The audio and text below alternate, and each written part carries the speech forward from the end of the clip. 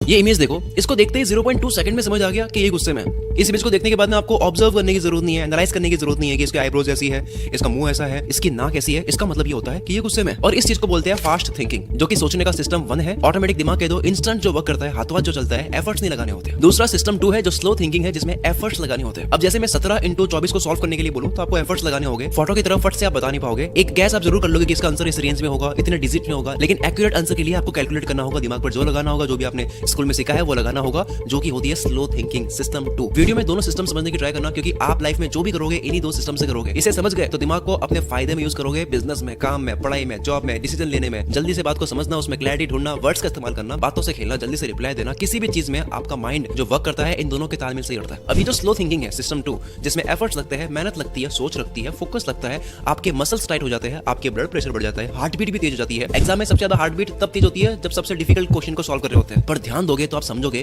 कि ये जो स्लो थिंकिंग है, जिसमें एफर्ट्स लगते हैं, इसमें सबसे बड़ा सपोर्ट होता है फास्ट थिंकिंग का सिस्टम 1 का। कैसे? सुनो। 1 और 1 कितने होते हैं? प्लस माइनस, गुणा भाग, एबीसीडी, स्पेलिंग, वर्ड्स, किसी शेप या पिक्चर को एक्सेस करना, सिंपल सेंटेंस को पढ़ना, चलते हुए रास्ते में चीजों को ऑब्जर्व करना, ये सब ऑटोमेटिक दिमाग में है, सिस्टम 1 में है। फट से आप कर दोगे बिना सोचे। पर इन्हीं बेसिक चीजों की वजह से आप सिस्टम 2 रन कर पाते हो, एफर्टफुल मेंटल एक्टिविटीज कर पाते हो, कॉम्प्लेक्स मैथ सॉल्व कर पाते हो, जिसमें फोकस और कंसंट्रेशन की जरूरत होती है, जिसमें क्रिटिकल थिंकिंग की जरूरत होती है। इन दो सिस्टम्स के बारे में साइकोलॉजिस्ट कीथ स्टैनोविच और रिचर्ड ने बताया था। सिस्टम 1 की कैपेबिलिटी होती है ये चीजों को सीखने में, उसे रिलेट करने में मदद करता है। चीजों को रिलेट करने के लिए ब्रॉड नॉलेज की जरूरत होती है, तभी ऑलरेडी पता होने से नई जानकारी सीखना आसान हो जाता है, क्योंकि सिस्टम 1 वर्क कर रहा है। इसलिए मैं ये कहता हूं कि लिसनिंग स्किल्स का मतलब, सुनने की स्किल्स का मतलब केवल सुनना ही नहीं होता कि हाँ मैं सुन तो रहा हूं ना, बल्कि समझना भी होता है। जिसे ऑलरेडी कुछ पता ना हो वो सुन के भी क्या सुनेगा, वो बात को रिलेट नहीं कर पाएगा। सिस्टम 2 का ये एक फीचर है कि इसमें कंसंट्रेशन, अटेंशन की जरूरत होती है। बिना ध्यान के सिस्टम 2 का काम करोगे, ध्यान आपका डाइवर्ट होगा तो वो काम बिगड़ जाएगा। जैसे कि मैं राइटिंग करते वक्त आइडिया सोचता हूँ, एग्जांपल स्टोरीज सोचता हूँ, वो मेरा सिस्टम 2 है, मुझे सोचना पड़ रहा है पूरे ध्यान के साथ। लेकिन जो कीबोर्ड पर मेरी अंगुलियां चल रही है, स्पेलिंग टाइप हो रही है, वो मेरा सिस्टम 1 है, मुझे स्पेलिंग सोच के नहीं लिखनी पड़ती। जैसे गाड़ी चलाना सिस्टम 1 है, ऑटोमेटिक चल रही होती है, लेकिन सिस्टम 2 हो गया अगर किसी रोड की स्पीड है 40 की, तो वो मेंटेन करके रखना कि 45 ना चली जाए, 50 ना चली जाए। एक वैज्ञानिक या कोई भी आर्टिस्ट कैसे काम करता है? सिस्टम 1 हो गया कि ऑलरेडी उसको जो पता है, जिसकी प्रैक्टिस कर रखी है, ज्ञान हो गया उसका। सिस्टम 2 हो गया उस नॉलेज को इस्तेमाल करने में इंटेलिजेंस यूज करना, ध्यान लगाना, या सिस्टम 1 की प्रैक्टिस को यूज करके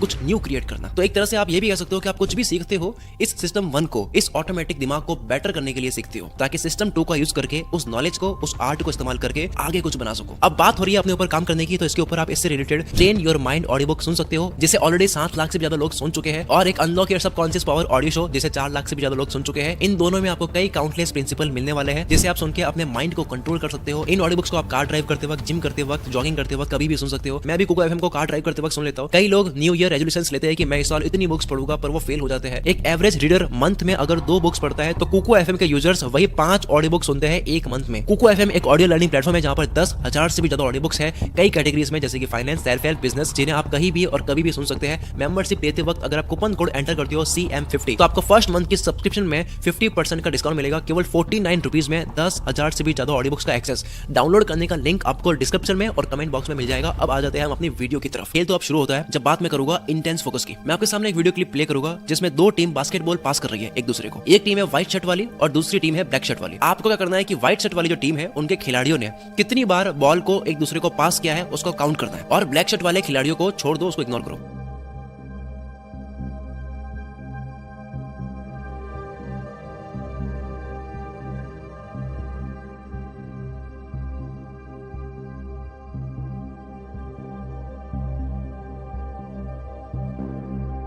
इंटेंस फोकसिंग या कुछ ढूंढने में बहुत ज्यादा ध्यान देने से आप अंधे हो जाते हो बाकी चीजें देखने से। शायद कुछ लोगों के साथ में ऐसा हुआ होगा कि बीच में जो गोरिल्ला आया था वो आपने नोटिस करा ही नहीं। क्रिस्टोफर जैबरिस और डैनियल सिमंस ने अपनी बुक द इनविजिबल गोरिल्ला में ये एग्जांपल दिया था। अब ये जो 9 सेकंड के लिए एक फीमेल गोरिल्ला सूट में ग्राउंड क्रॉस करते हुए दिखाई देती है, गोरिल्ला की तरह हरकतें करते हुए आगे बढ़ती है। अब हो सकता है कि ये वीडियो 13 साल पुरानी है, रिसर्च भी काफी पुरानी है, तो आपको पहले से पता था, पर उस वक्त हजारों ने वीडियो देखा और उनमें से लगभग आधे से ज्यादा लोग कुछ भी अलग नोटिस नहीं कर रहे थे, ना ही उनका ध्यान गोरिल्ला पे जाता है कि ये कब आया भाई। व्हाइट शर्ट टीम कितनी बार बॉल को पास कर रही है ये काउंट करने का टास्क, और खासकर ब्लैक टीम को इग्नोर करने का ऑर्डर ऑडियंस को अंधा कर रही है। और यही चीज इंटेंस फोकसिंग को बताता है। अगर टास्क ना दिया जाए, ऑर्डर ना दिया जाए, तो वो गोरिल्ला इग्नोर नहीं होता। मैजिक भी इसी तरह से होता है, आपका इंटेंस फोकस होता है कहीं और तब तक वो अपनी हाथ की सफाई से चीजें बदल देता है जहां आपका ध्यान होता ही नहीं है। ये जो एक्सपेरिमेंट है इसके रिसर्चर ये बताते हैं कि उनकी स्टडी का सबसे रिमार्केबल ऑब्जर्वेशन यही है कि लोग रिजल्ट को बहुत सरप्राइजिंग मानते हैं। वीडियो को पहली बार देखने वाले जिनको गोरिल्ला दिखा ही नहीं, वो शुरुआत में यकीन ही नहीं कर रहे थे कि इनसे ये चीज मिस कैसे हो गई, शायद आपने पहले दिखाई नहीं था। ये बिल्कुल उसी तरह से है जो हमने जाना था डोंट सेट गोल वीडियो में, जिसमें 2 ग्रुप्स को बोला गया था कि इन न्यूज़पेपर में कितने फोटोग्राफ से आप काउंट करके बताओ। तो एक ग्रुप ने तो कुछ ही सेकंड में बता दिया और दूसरे ग्रुप ने 2 मिनट लगा दिया, क्योंकि पहले वाले ग्रुप का ध्यान ढूंढने में इतना इंटेंस नहीं था। इसीलिए न्यूज़पेपर पर जो साफ लिखा था कि इतने इमेजेस है, रिसर्चर को बता दो, तो उन्होंने पढ़ के बता दिया। लेकिन जो दूसरा ग्रुप था वो इंटेंस फोकस से ढूंढ रहे थे फोटोग्राफ्स को, इसलिए वो केवल फोटोग्राफ्स ढूंढने में रह गए, लिखा हुआ पढ़ ही नहीं पाए, उनको 2 मिनट लग गए। अब बात करते हैं कॉन्फ्लिक्ट की। हमने जो माइंड के 2 सिस्टम के बारे में जाना था, ये एक दूसरे को कंफ्यूज भी करते हैं जहां कॉन्फ्लिक्ट होता है। आपने कभी किसी वीडियो में स्ट्रूप टेस्ट करा होगा, चलो एक मैं करके दिखाता हूं। आपके स्क्रीन पर कलर्स के नाम आएंगे, आपको उनको पढ़ना नहीं है, बल्कि वो कौन से कलर से लिखे हुए हैं वो कलर बताना है। जैसे कि ये ग्रीन लिखा है लेकिन लिखा हुआ रेड कलर से है, तो आपको बोलना है रेड।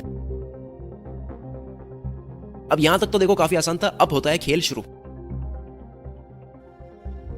पहले जवाब देना आसान था क्योंकि सिस्टम 1 काम कर रहा था, पर जो बाद में मैंने कलर्स और टेक्स्ट को चेंज कर दिया, वहां पर सिस्टम 2 इन्वॉल्व हो गया। इसी चीज को बोलते हैं सिस्टम 1 और 2 का कॉन्फ्लिक्ट। ये बिल्कुल इसी तरह से है कि सिस्टम 1 किसी का तैयार हो चुका है क्लच गियर वाली कार चलाने का और रिवर्स गियर भी अलग तरीके से लगाने का, लेकिन जब उसको ऑटोमेटिक कार देते हैं जिसमें क्लच नहीं होता है, गियर नहीं होता है, तब कॉन्फ्लिक्ट होता है स्टार्टिंग में। एक और एग्जांपल इससे तो आप रिलेट करोगे। आपका मन हो रहा है किसी इंसान को गाली देने का, तो यह है सिस्टम 1, पर अगर सामने वाले को गाली दे दी तो ये किस तरह से आपको तोड़ सकता है, ये है सिस्टम 2। और इस कॉन्फ्लिक्ट की वजह से बोलने का मन हो रहा है लेकिन आवाज गले तक रुक गई, तो यहाँ हमारा सिस्टम 2 पावरफुल होता है, जो कि हमें बचा भी रहा है। वैसे इंपल्सेस, एंगर, लव, ये सारे इमोशंस हमारे सिस्टम 1 से जनरेट होते हैं, और बिहेवियर सिस्टम 2 कंट्रोल करता है, औकात में रखता है। जैसे कि प्रपोज करने का मन हो रहा है वो सिस्टम 1 है, लेकिन सिस्टम 2 पूरा कैलकुलेशन करके समझा रहा है कि भाई क्यों नहीं करना चाहिए, क्या हो सकता है। और लेकिन ये उल्टा भी काम करता है। सुबह अलार्म के वक्त सिस्टम 1 सोना चाहता है, इमोशन, जबकि सिस्टम 2 को तो पता है ना कि उठना इज इंपॉर्टेंट, पर वहां तो ये साथ देता नहीं है। अब बात करते हैं इल्यूजन्स की। ये जो 2 हॉरिजॉन्टल लाइंस आपको दिख रही है, साफ दिखाई दे रहा है कि नीचे वाली लाइंस जो है वो ज्यादा लंबी है, पर ये मुलर लायर इल्यूजन है। जब दोनों एरोस को हटाकर देखते हैं तो लगता है कि दोनों लाइंस की लेंथ सेम ही है, और सिस्टम 2 यानी कि कॉन्शियस माइंड को एक न्यू बिलीफ मिल गया। अब आपको ये पता है कि ये दोनों लाइंस जो है वो बराबर है, पर जब पता है तब भी सिस्टम 1 के बिलीफ के अकॉर्डिंग आपको अभी भी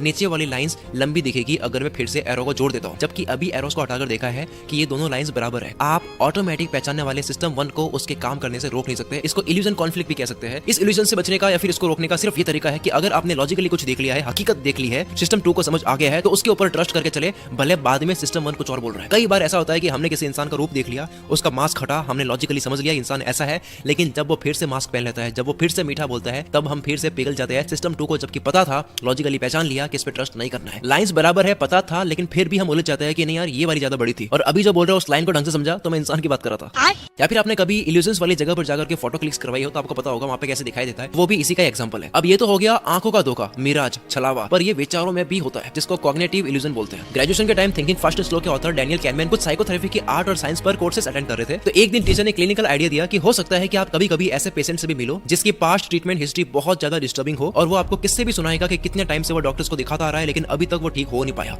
ऐसे केसेस में आपको लगेगा कि आप उस पेशेंट का ट्रीटमेंट कर सकते हो, उसको आप समझ सकते हो, लेकिन फिर ऑथर कहते हैं कि उनके टीचर ने कहा कि इस पेशेंट को लेने की सोचना भी मत, उसे अपने क्लिनिक से बाहर निकाल देना, ये एक साइकोपाथ है और आप उसकी मदद नहीं कर पाएंगे, क्योंकि वो मेंटली इल है, उसको कॉग्निटिव इल्यूजन्स हो रहे हैं और वो खुद ठीक नहीं होना चाहता है। उसने खुद ने ये मान लिया, इल्यूजन बैठा लिया विचारों के अंदर कि मैं ठीक हो ही नहीं सकता। बहुत सालों के बाद में ऑथर ने ये सीखा कि टीचर ने उन्हें इस एग्जांपल से साइकोपैथिक चार्म, जो पागल बनकर आपको पागल बना ले, उनसे बचने के लिए वार्न किया था। दूसरा कॉग्निटिव इल्यूजन आपके साथ ये होगा, ऑथर बताते हैं कि उनके टीचर ने ये बताया कि ऐसे पेशेंट से आपको दूर तो रहना है, लेकिन क्योंकि आपको तरस आएगी, ये जो सिंपैथी वाली फील है, इसको आप कंट्रोल नहीं कर पाओगे, ये है आपका सिस्टम 1। भले सिस्टम 2 को लॉजिकली पता है कि ये कॉग्निटिव इल्यूजन है, इसका इलाज नहीं कर सकते, लेकिन फिर भी आपको तरस आएगी, तो ये एक और अपने आप में एक कॉग्निटिव इल्यूजन है। अब यहाँ पर सिस्टम 1 से तरस आएगी और सिस्टम 2 से सर की बात याद आएगी, ये भी अपने आप में एक कॉग्निटिव इल्यूजन है। तो यहाँ से लेसन ये निकलता है कि कई बार सिस्टम 1 से नहीं सिस्टम 2 को ट्रस्ट करो, यानी कि लॉजिक्स पे ट्रस्ट करो। हमने सिस्टम 1 सिस्टम 2 समझा, हमने समझा कि इंटेंस फोकस से हम इतने अंधे हो जाते हैं कि आसपास की चीजें नजर नहीं आती है, हमने समझा कि कई बार हमारे दिमाग में कॉन्फ्लिक्ट्स होते हैं,